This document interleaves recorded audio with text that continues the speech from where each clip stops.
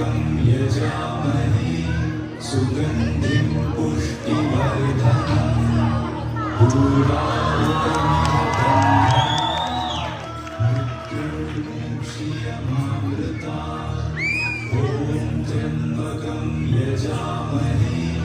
सुगन्धिं पुष्टिवर्धनम् उर्वारुकमिव बन्धनान् मृत्योर्मुक्षीयमामृतात्.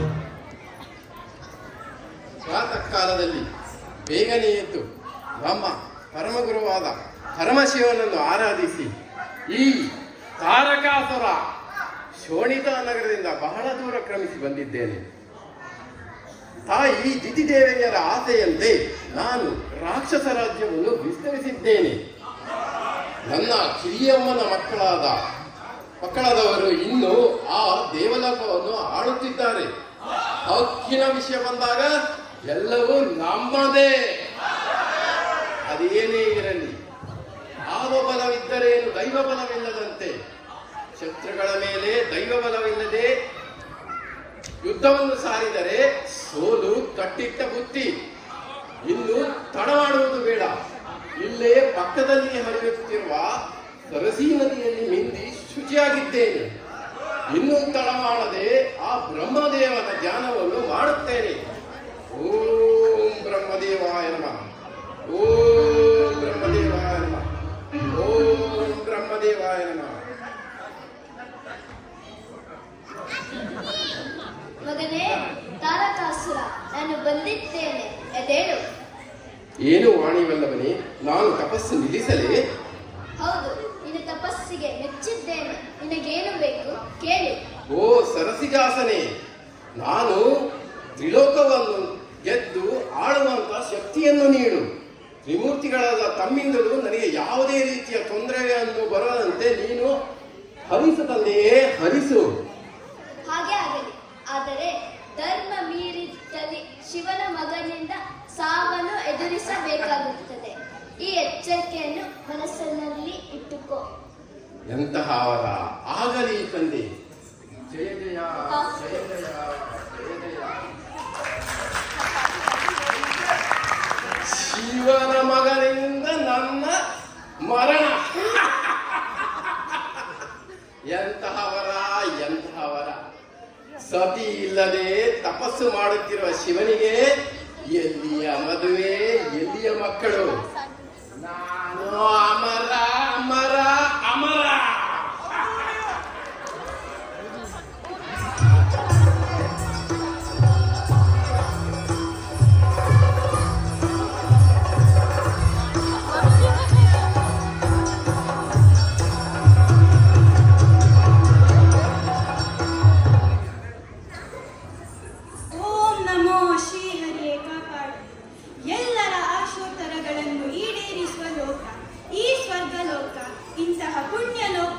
ಒಡೆಯನಾಗಿರುವ ದೇವೇಂದ್ರನಾದ ನನಗೆ ಹೆಮ್ಮೆ ಇದೆ.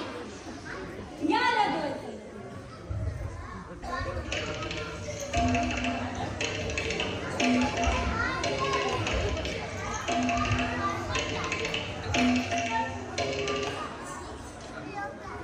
ಬುದ್ಧಿ ಅಡ್ಡ ಬಿದ್ದೆ. ಎಂದಿನಂತೆ ನಿಮ್ಮ ಅಪ್ಪನಂತೆ. ನನ್ನ ಅಪ್ಪಣೆಯಂತೆ. ಹಾ, ಅದೇ ಬುದ್ಧಿ. ಎಂದಿನಂತೆ ನಿಟ್ಟೆಯಲ್ಲಿದ್ದೆ. ಅದೇನೊಂದು? ನಿಟ್ಟೆಯಲ್ಲಿ ಎಣ್ಣೆ ಹಾಕೊಂಡು ಕಾಯ್ತಾ ಇದ್ದೆ. ಅದು ನಿಟ್ಟೆ ಅಲ್ಲ, ನಿಷ್ಠೆ. ಹಾ, ಅದೇ ಬುದ್ಧಿ. ಆಗ ಅಲ್ಲಿಗೆ ಬಂತು ಬುದ್ಧಿ. ಬಾರಿ ತಂಡು ನಕ್ಸಲ ಬಾರಿಸೇನೆ. ಅದು ಹಾಗಲ್ಲ ಮಾರಯ್ಯ, ನಾಲ್ಕು ನಾಲ್ಕು ಸಾಲು ಬಾರಿ ಸೇನೆ. ಅದೇ ಒಡೆಯ. ಅಲ್ಲಿ ನೋಡಿದ್ರೆ ತುಕುಡಿ, ಇಲ್ಲಿ ನೋಡಿದ್ರೆ ತುಕುಡಿ, ಅಲ್ಲಿ ಇಲ್ಲಿ ಎಲ್ಲೆಲ್ಲಿಯೂ ತುಕುಡಿ. ಅಯ್ಯೋ, ಅದು ಸೇನಾ ತುಕುಡಿ ಮಾರಯ್ಯ. ಹಾ, ಅದೇ ಬುದ್ಧಿ. ಆಗ ಅಲ್ಲಿಗೆ ಬಂತು ಬುದ್ಧಿ. ಚಾರುಲಂಗ ಸೇನೆ. ಏನು ಅದು? ಉದ್ದಲಂಗಕ್ಕಾಗಿ ಬಂದದ್ದು ಚಾರುಲಂಗ ಸೇನೆ. ಸಾಕು, ನಿಲ್ಲಿಸು. ಯುದ್ಧ ರಂಗಕ್ಕಾಗಿ ಸಿದ್ಧರಾಗಿ ಬಂದ ಚದುರಂಗ ಸೇನೆ. ಯಾಕೆ? ಯಾರು? ಎಲ್ಲಿಂದ ಬಂದರಂತೆ? ಅವರು ಕೆಳಗಿನ ಬಿ ಬ್ಲಾಕ್ನಿಂದ ಬಂದವರು. ಛೇ, ಅವರು ಕೆಳಗಿನ ಭೂಲೋಕದಿಂದ ಬಂದವರು.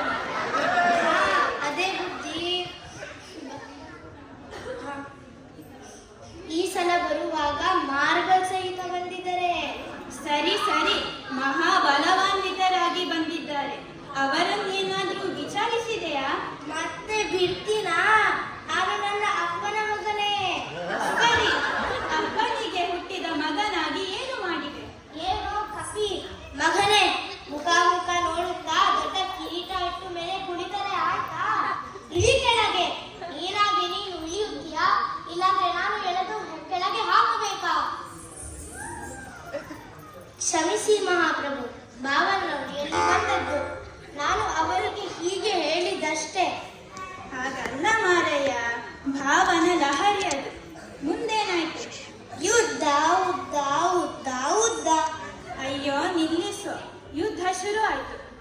ಹಾ, ಅಷ್ಟರಲ್ಲಿ ನನಗೆ 3 ಚಾವು ಬಂತು. ಅಲ್ಲಿಗೆ ನಿನಗೆ ಮೂರ್ಛೆ ಬಂತು. ಹಾ, ಸ್ವಲ್ಪ ಹೊತ್ತು ಆಗುವಾಗ ನಾನು ಚಾಕರಿಸಿಕೊಂಡೆ. ನೀನು ಚೇತರಿಸಿಕೊಂಡೆ. ಹಾ, ಅದೇ ಬುದ್ಧಿ. ಆಮೇಲೆ ಅವರು ಕೊಟ್ಟರು, ನಾನು ಕೊಟ್ಟೆ. ಅವರೇನು ಕೊಟ್ಟು?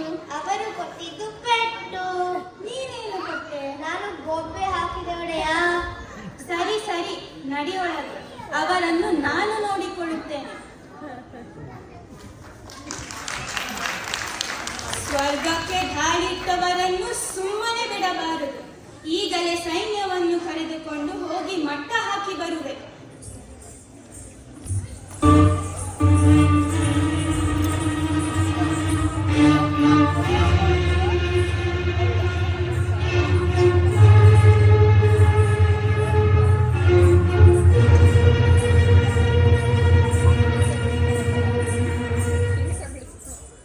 ಅಯ್ಯೋ ವಿಧಿಯೇ, ದಾನವರಿಂದ ಸೋಲೆ ಗತಿ ಆಯ್ತಲ್ಲ ನಮಗೆ. ಬಂದ ದಾನವ ನಮ್ಮನ್ನು ಅಟ್ಟಾಡಿಸಿ ಓಡಿಸಿದ್ದಾನೆ. ಆತನಿಗೆ ಕೊಟ್ಟ ವರ ಅವನಿಗೆ ಜಯ ತಂದು ಕೊಟ್ಟಿತ್ತು. ವರವಿತ್ತ ಬ್ರಹ್ಮನಲ್ಲಿಗೆ ಹೋದರೆ ವಿಷ್ಣುವಿನಿಂದ ಇದಕ್ಕೆ ಮಾತ್ರ ಪರಿಹಾರ ಸಾಧ್ಯ ಎಂದರು.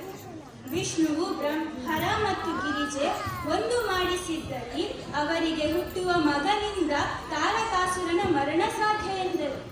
ಇದರ ಸಹಾಯಕ್ಕಾಗಿ ಮನ್ಮಥನ ನೋಡಲು ಕುಸುಮಾವತಿಗೆ ತೆರಳುತ್ತೇನೆ.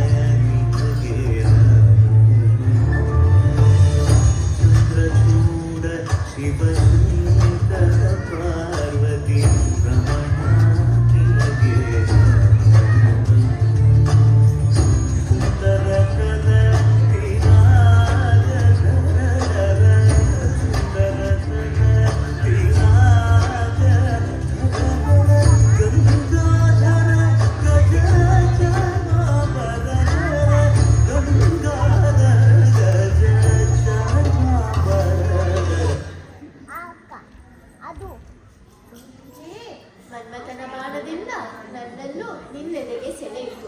ಜಗತ್ತಿನ ಆನಂದಕ್ಕಾಗಿ ಆನಂದ ರೂಪಿಯಾದ ನಾನು ನಿನ್ನನ್ನು ಪರಿಗ್ರಹಿಸಿದೆ. ಕಾಲಕ್ರಮೇಣ ದಾಂಪತ್ಯದ ಪ್ರತೀಕವಾಗಿ ಸುಪುತ್ರನೋರ್ವನ ಹುಟ್ಟಿದ. ಮಗುವಿನ ಹೆಸರು ಕುಮಾರ. 6 ಮುಖಗಳನ್ನು ಹೊಂದಿದ್ದ ಕಾರಣ ಆರ್ಮುಗ ಅಥವಾ ಷಣ್ಮುಖ ಎಂದು ಕರೆದೆವು. ಕೃತಿ ಕಾಂಗನೇಯರು ಆರೈಕೆ ಮಾಡಿದರಿಂದ ಈತ ಕೃತಿ ಕಾರ್ತಿಕೇಯನು ಆಗಿದ್ದಾನೆ.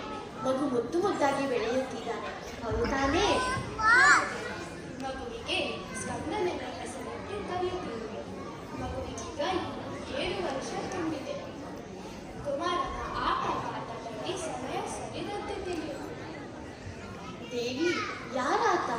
ನಮ್ಮನ್ನ ಕುರಿತಾಗಿ ಹಾಡುತ್ತಾ ಬರುತ್ತಿದ್ದಾನಲ್ಲ.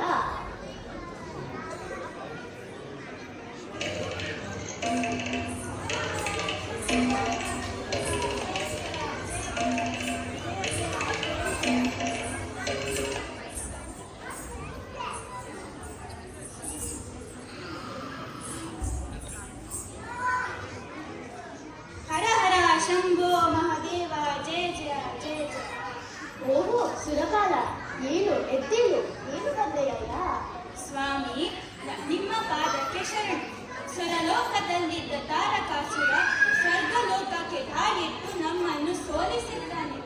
ಆತನ ಮರಣ ನಿಮ್ಮ ಮಗನಿಂದ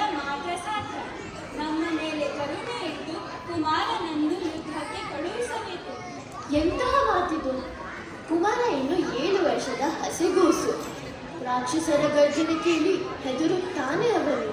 ನಿನ್ನ ಮಾತನ್ನು ನಿನ್ನಲ್ಲೇ ಇಟ್ಟುಕೋ. ಈ ಬಾರಿ ನಾನು ಸಹಾಯ ಮಾಡಲು ಸಾಧ್ಯವಿಲ್ಲ. ಅದು ಅಲ್ಲಿ ನೋಡಿ, ಆತನು ಬಂದು ಬಿಟ್ಟನಲ್ಲ.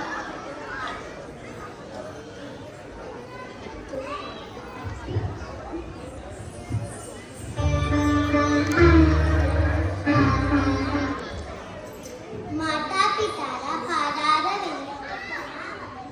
ತಂದೆ, ನಿಮ್ಮ ಮಾತುಗಳನ್ನು ಕೇಳಿಸಿಕೊಂಡೆ. ರಾಕ್ಷಸರನ್ನು ಸಂಹರಿಸಿ ನಿಮ್ಮ ಬಿರುದನ್ನು ಉಳಿಸುವುದು ನನ್ನ ಕರ್ತವ್ಯ.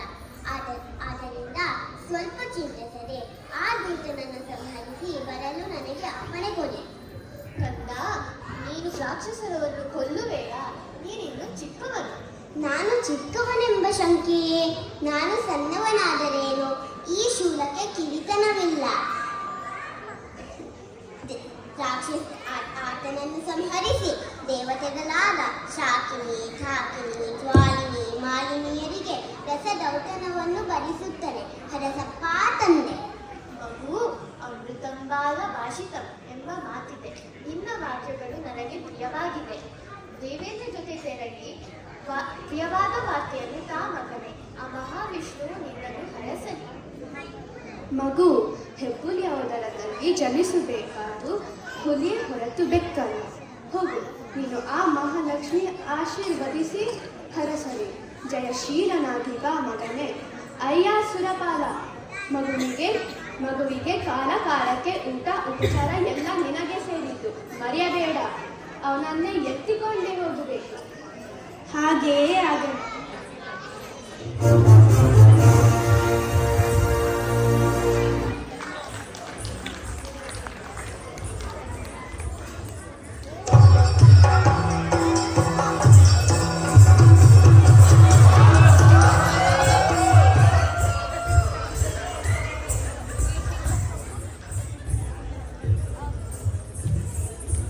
ಎಲ್ಲ ಬಾಲಕ, ಯಾರು ನೀನು? ನನ್ನೊಡನೆ ಯುದ್ಧಕ್ಕೆ ಬಂದಿದ್ದೀಯಾ? ಮೊನ್ನೆ ದೇವೇಂದ್ರನ ಮಾತು ಕೇಳಿ ನನ್ನೊಡನೆ ಯುದ್ಧಕ್ಕೆ ಬಂದಿದ್ದೀಯಾ? ಅವನೊಬ್ಬ ಹೇಳಿ ತನ್ನ ರಾಜ್ಯವನ್ನೆಲ್ಲ ನನಗೆ ಸರ್ವಸರಿಸಿ ಓಡಿ ಹೋದ ಅಧಮ. ನೀನು ಅವನ ಮಾತು ಕೇಳಿದ್ದೀಯಾ?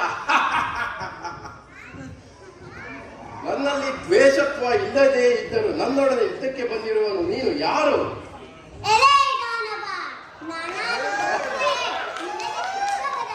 ನಿನ್ನನ್ನು ಕೊಲ್ಲಲು ಬಂದ ಶಿವಕುಮಾರ ಷಣ್ಮುಖ.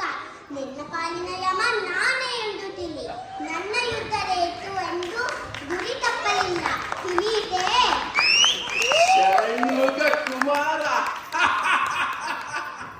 ನೀನಾರಾದರೆ ನನಗೇನು? ಮೊನ್ನೆ ಹುಟ್ಟಿದ ನೀನು ಯುದ್ಧಕ್ಕೆ ಆಹ್ವಾನಿಸಿದರೆ ಓಡಿ ಹೋಗಲು ನಾನೇನೋ ಆ ದೇವೇಂದ್ರನೇ.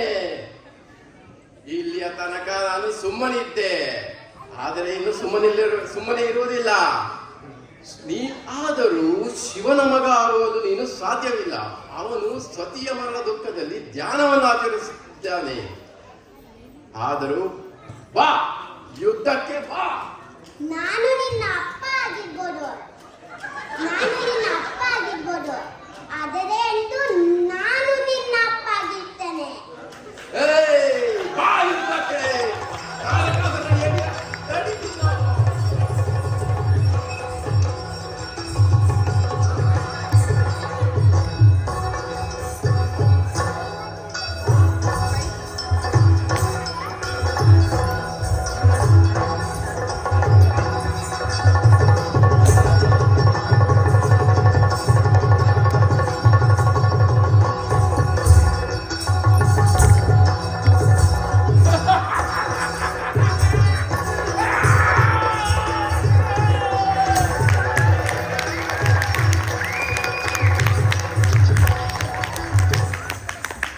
ಸುರಪಾಲ ಕನ್ಯೆಯ ಅಸುರ ಕಿಂಕಿಣಿಯು ದಿಂಡುಗರನಂತೆ ಉರುಳಿ ಬಿದ್ದಿದೆ.